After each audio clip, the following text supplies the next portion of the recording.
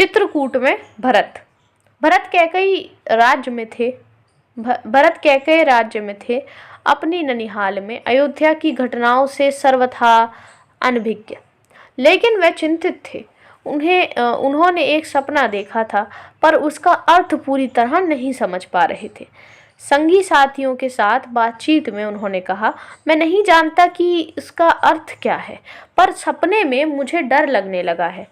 सपने से मुझे डर लगने लगा है। मैंने देखा कि समुद्र सूख गया, चंद्रमा धरती पर गिर पड़े, वृक्ष सूख गए। एक राक्षसी पिता को खींच कर ले जा रही है।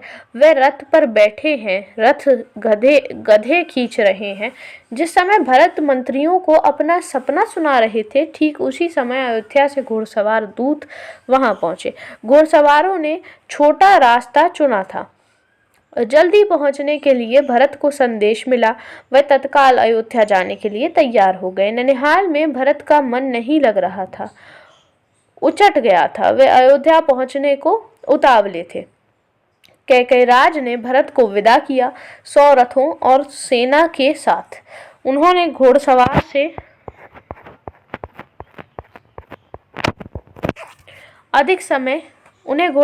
से अधिक समय लगा। लंबा रास्ता पकड़ना पड़ा। सेना और रथ खेतों से होकर नहीं जा सकते थे। वे 8 दिन बाद अयोध्या पहुंचे। नदी पर्वत लांघते, थके हुए और चिंतित, भरत ने अयोध्या नगरी को दूर से देखा। नगर उन्हें सामान्य नहीं लगा, बदला बदला सा था। अनिष्ट की आशंका उनके मन में और गहरी हो गई। यह मेरी अयोध्या नहीं है, क्या हो गया है इसे? उन्होंने पूछा। सड़कें सूनी हैं, बाग बगीचे उदास हैं, सब लोग कहाँ गए? वे तुमुलनाद कहाँ है? पक्षी भी कलरव नहीं कर रहे हैं। इतनी चुप्पी क्यों? किसी ने भरत के प्रश्नों का उत्तर नहीं दिया। नगर पहुंचते ही भरत सीधे राजभवन गए, महाराज दशरथ के प्रासाद की ओर। महाराज वहां नहीं थे। फिर वे कैकई के महल की ओर बढ़े। माँ ने आगे बढ़कर पुत्र को गले लगा लिया, परंतु भरत की आंखें पिता को ढूंढ रही थी। उन्होंने माँ से पूछा, पुत्र, तुम्हारे पिता चले गए हैं वहां जहां एक दिन हम सबको जाना है। उनका निधन हो गया है। भरत यह सुनते ही शोक में डूब गए, पछाड़ खाकर गिर पड़े, विलाप करने लगे। माँ कैकई ने उन्हें उठाया, ढाढ़स बंधाया, कहा, उठो पुत्र, यशस्वी कुमार शोक नहीं करते। तुम्हारा इस प्रकार दुखी होना उचित नहीं है, राजगुणों के विरुद्ध है। अपने को संभालो। क्या से क्या हो गया? भरत ये मानकर चल रहे थे कि पिता राज्याभिषेक की तैयारियों में व्यस्त होंगे। सब कुछ उल्टा हो गया। उन्होंने मेरे लिए कोई संदेश दिया? भरत ने माँ से पूछा। नहीं, अंतिम समय में उनके मुंह से केवल 3 शब्द निकले, हे राम, हे सीता, हे लक्ष्मण। तुम्हारे लिए कुछ नहीं कहा। भरत व्याकुल थे, विकलता बढ़ती ही जा रही थी। वह तुरंत राम के पास जाना चाहते थे। महाराज ने उन्हें वनवास दे दिया है, 14 वर्ष के लिए। सीता और लक्ष्मण भी राम के साथ गए हैं। कैकई ने भरत का मन पढ़ते हुए कहा। वह जानती थी कि भरत यहाँ से सीधे राम के पास ही जाएंगे, परंतु वनवास क्यों? भ्राता राम से कोई अपराध हुआ? राम ने कोई अपराध नहीं किया। महाराज ने उन्हें दंड भी नहीं दिया। इसके लिए मैंने महाराज दशरथ से प्रार्थना की थी। मुझे तुम्हारे हित में यही उचित लगा। मैं तुम्हारा अहित नहीं देख सकती थी, कैकई ने कहा। वरदान की पूरी कथा सुनाते हुए उन्होंने कहा, उठो पुत्र, राजगद्दी संभालो। अयोध्या का निष्कंटक राज्य अब तुम्हारा है। भरत अपना क्रोध रोक नहीं सके, चीख पड़े। यह तुमने क्या किया माते? ऐसा अनर्थ, घोर अपराधिनी हो तुम। वह तुम्हें वन तुम्हें जाना चाहिए था, राम को नहीं। मेरे लिए ये राज अर्थहीन है। पिता को खोकर, भाई से बिछड़कर नहीं चाहिए मुझे ऐसा राज्य। इस बीच मंत्रीगण और सभासद भी वहां आ गए। भरत बोलते रहे, तुमने पाप किया है माते। इतना साहस कहाँ से आया तुम में? किसने तुम्हारी बुद्धि भ्रष्ट की? उल्टा पाठ किसने पढ़ाया? यह अपराध अक्षम अक्षमय है। मैं राजपद नहीं ग्रहण करूंगा। तुमने ऐसा सोचा से? सभासदों की ओर मुड़ते हुए भरत ने हाथ जोड़कर कहा, आप भी सुन ले। मेरी माँ ने जो किया है उसमें मेरा कोई हाथ नहीं है। मैं राम की सौगंध खाकर कहता हूँ, मैं राम के पास जाऊंगा, उन्हें मना कर लाऊंगा, प्रार्थना करूंगा कि वह गद्दी संभाले। मैं दास बनकर रहूंगा। भरत बहुत उत्तेजित हो गए थे, स्वयं पर नियंत्रण नहीं रख सके। बोलते बोलते उनकी सांस उखड़ने लगी। वह चकरा कर धरती पर गिर पड़े। सुध बुध लौटी तो भरत रानी कौशल्या के महल की ओर चल पड़े। उनसे लिपट कर बच्चों की तरह बिलख कर रोए, उनके चरणों में गिर पड़े। कौशल्या आहत थी। उन्होंने कहा, पुत्र तुम्हारी मनोकामना पूरी हुई। तुम जो चाहते थे हो गया। राम अब जंगल में है। अयोध्या का राज तुम्हारा है। मुझे बस एक दुख है, कैकई ने राज लेने का जो तरीका अपनाया वह अनुचित था, निर्मम था। तुम राज करो पुत्र, पर मुझ पर एक दया करो। मुझे मेरे राम के पास भिजवा दो। भरत ने रानी कौशल्या से क्षमा मांगी, सफाई दी। रानी कैकई के व्यवहार पर ग्लानि व्यक्त की। कहा, राम मेरे प्रिय अग्रज हैं। मैं उनका अहित सोच भी नहीं सकता। मैं निरपराध हूँ। कौशल्या ने भरत को क्षमा कर दिया। उन्होंने गले से लगा लिया। भरत सारी रात फूट फूट कर रोते रहे। सुबह तक शत्रुघ्न को पता चल गया था कि कैकई के कान किसने भरे। मंत्रा अयोध्या के घटनाक्रम से घबरा गई थी, छिप गई। कुछ दिनों से उसे किसी ने देखा नहीं। भरत और शत्रुघ्न राम को वापस लाने पर मंत्रणा कर रहे थे। तभी शत्रुघ्न की दृष्टि बचकर निकलती मंथरा पर पड़ी। उन्होंने लपक कर उसके बाल पकड़ लिए, खींचते हुए भरत के सामने लाए। भरत को दासी की भूमिका बताई। शत्रुघ्न उसे जान से मार देने पर उगत थे। भरत ने बीच बचाव किया। मुनि वशिष्ठ अयोध्या का राज सिंहासन रिक्त नहीं देखना चाहते थे। खाली सिंहासन के खतरे से वह परिचित थे। उन्होंने सभा बुलाई, भरत और शत्रुघ्न को आमंत्रित किया। भरत से कहा, वत्स तुम राजकाज संभाल लो। पिता के निधन और बड़े भाई के वनगमन के बाद यही उचित है। भरत ने महर्षि का आग्रह अस्वीकार कर दिया। बोले, मुनिवर, यह राज राम का है, वही इसके अधिकारी है। मैं यह पाप नहीं कर सकता। हम सब वन जाएंगे और राम को वापस लाएंगे। वन जाने के लिए सभी तैयार थे। भरत ने सबके मन की बात कही थी। सबकी इच्छा थी कि राम अयोध्या लौट आए। अगली सुबह भरत सभी मंत्रियों और सभासदों के साथ वन के लिए चले। गुरु वशिष्ठ साथ थे, नगरवासी भी थे। अयोध्या की चतुरंगिणी सेना तो थी ही। राम तब तक गंगा पार कर चित्रकूट पहुंच गए थे। वहां एक आश्रम था महर्षि भरद्वाज का, गंगा यमुना के संगम पर। राम आश्रम में नहीं रहना चाहते थे ताकि महर्षि को असुविधा न हो। महर्षि ने उन्हें एक पहाड़ी दिखाई, सुंदर स्थान, सुरमय दृश्य। पर्णकुटी वहीं बनाई गई। भरत को सूचना मिल गई थी, वह चित्रकूट ही आ रहे थे पूरे दल बल के साथ। सेना के चलने से आसमान धूल से अट गया। हर ओर कोलाहल।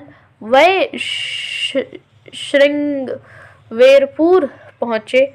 वीरपुर पहुंचे निषाद राज गुह को सेना देखकर कुछ संदेह हुआ, कहीं राजमद से आकर भरत राम पर आक्रमण करने तो नहीं जा रहे हैं। सही स्थिति पता चली तो उन्होंने भरत की अगवानी की। गंगा पार करने के लिए देखते देखते 500 नावें जुटा दी। रास्ते में मुनि भरद्वाज का आश्रम पड़ा। उन्होंने भरत को राम का समाचार दिया, वह मार्ग दिखाया जिधर से राम गए। वह पहाड़ी दिखाई जहां राम ने पर्णकुटी बनाई। अयोध्या वासियों ने रात आश्रम में ही बिताई इस संतोष के साथ कि राम अब दूर नहीं है। आगे जंगल घना था। सेना चली तो वन में खलबची मच गई। जानवर इधर उधर भागने लगे। पक्षियों ने अपना बसेरा छोड़ दिया। छोटी वनस्पति सेना के पांव तले कुचल गईं। बड़े वृक्ष थरथरा उठे। राम और सीता पर्णकुटी में थे। लक्ष्मण पहरा दे रहे थे। कोलाहल उन्होंने भी सुना। वह एक ऊंचे पेड़ पर चढ़ गए देखने के लिए कि मामला क्या है। लक्ष्मण ने देखा कि विराट सेना चली आ रही है। सेना का ध्वज जाना पहचाना था। अयोध्या की सेना थी। वह उत्तर की ओर से आगे बढ़ रहे थे। लक्ष्मण ने पेड़ से ही चीख कर कहा, भैया, भरत सेना के साथ इधर आ रहे हैं। लगता है वह हमें मार डालना चाहते हैं ताकि एक छत्र राज कर सके। राम कुटी से बाहर आए। उन्होंने लक्ष्मण को समझाया, भरत हम पर हमला नहीं करेगा, कभी नहीं। वह हम लोगों से भेंट करने आ रहा होगा। राम ने कहा, भेंट के लिए सेना के साथ आने का क्या औचित्य? दो भाइयों के मिलन में सेना का क्या काम? लक्ष्मण आश्वस्त नहीं थे। वह सेना पर आक्रमण करना चाहते थे। राम ने उन्हें रोक दिया।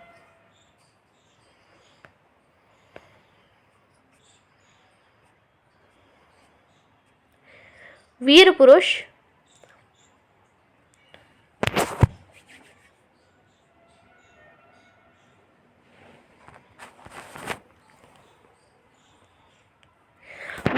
धैर्य का साथ कभी नहीं छोड़ते। कुछ समय प्रतीक्षा करो। इस प्रकार का उतावलापन उचित नहीं है।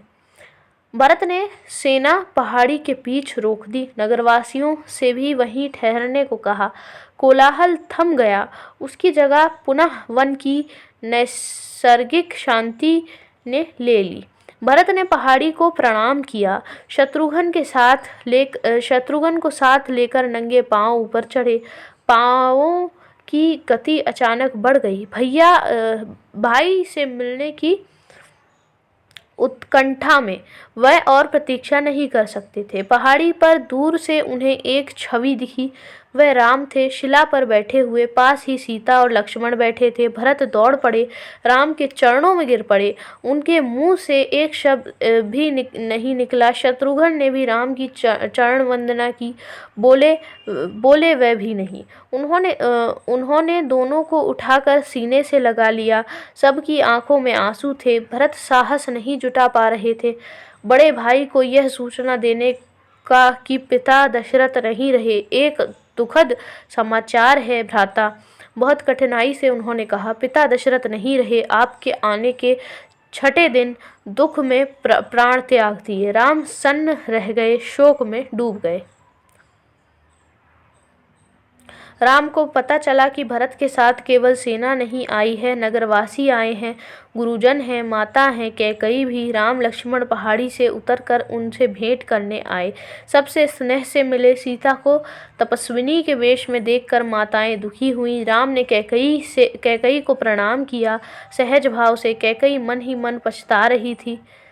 अगले दिन भरत ने राम से राजग्रहण का आग्रह किया। समझाया, विनती की कि अयोध्या लौट चलें। राम इसके लिए तैयार नहीं हुए। पिता की आज्ञा का पालन अनिवार्य है। पिता की मृत्यु के बाद में उनका वचन नहीं तोड़ सकता। भरत को राजकाज समझाया। कहा कि अब तुम ही गद्दी संभालो, यह पिता की आज्ञा है। राम भरत संवाद के समय मंत्री और सभासद वहां उपस्थित थे, मुनि वशिष्ठ भी। भरत बार बार राम से लौटने का आग्रह करते रहे। राम हर बार पूरी विनम्रता और दृढ़ता के साथ रघुकुल की परंपरा में राजा ज्येष्ठ पुत्र ही होता है। तुम्हें अयोध्या लौटकर अपना दायित्व निभाना चाहिए, इसी में कुल का मान है।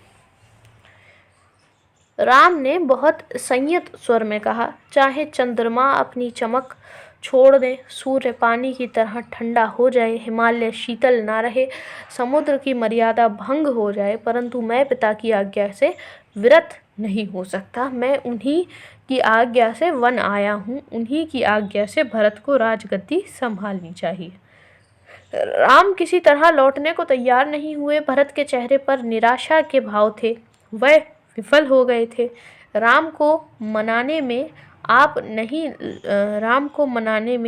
आप नहीं लौटेंगे तो मैं भी खाली हाथ नहीं जाऊंगा। आप मुझे अपनी खड़ाऊं दे दें, मैं 14 वर्ष उसी की आज्ञा से राजकाज चलाऊंगा। भरत का यह आग्रह राम ने स्वीकार कर लिया, अपनी खड़ाऊं दे दी। भरत ने खड़ाऊं को माथे से लगाया और कहा, 14 वर्ष तक अयोध्या पर इन चरण पादुकाओं का शासन होगा।